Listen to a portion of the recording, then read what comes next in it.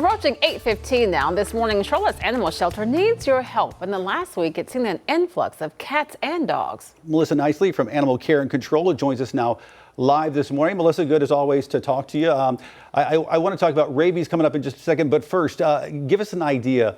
What's the current state of the shelter there? I know you're at capacity quite often. Good morning. Thanks for having me. Yes, we are always at almost a state of alert with dogs. We have been for several years. There's no difference today. I just looked. We have about 28 open dog kennels. So that's right at the point where we start getting a little bit worried because we know we're going to bring in more than 28 dogs today. So right now we're looking at 177 cats and kittens in the shelter.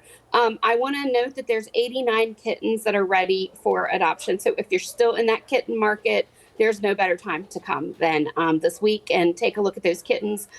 That's 374 animals in the shelter, 197 dogs, 177 cats. But then in foster care, I think a lot of people are always surprised. We always average more animals in foster care than we do in the shelter. Currently, we have 564 animals in foster care. So a lot of animals that we're taking care of and a lot of animals that are going to need homes for sure.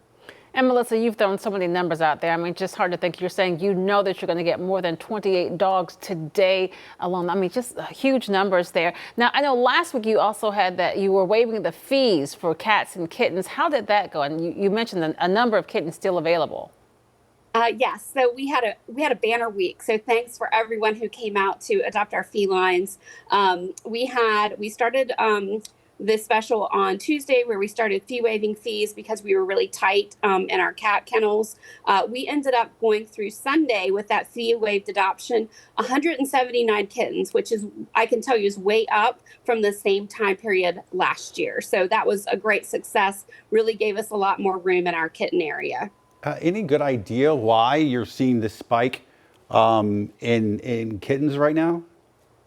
So I think a lot of things, kitten season seemed to hit a little bit later here in the Carolinas, just with weather and things. We normally start seeing the neonate kittens coming in as early March. We did not really see a really big spike where we had a lot of kittens ready to be adopted at the age of adoption until May, and then really in June and July. So now we're really seeing where a lot of the kittens were born a little bit later, and now they're just at the age where people are finding them in the community because they're big enough to walk and get out from, where they were born and raised and everything. And so people are seeing them, bringing them into the shelter. So it was just like this explosion of kittens in the last several weeks.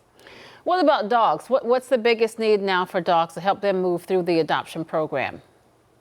So I think anyone who's looking, I want to give a little secret. I was looking through the dogs in foster care, and there's some amazing dogs that are in homes in our community ready for adoption. So always make sure you look at our website because that's going to also show the dogs that are in foster care. So if you come down to the shelter, you're going to see what we have there.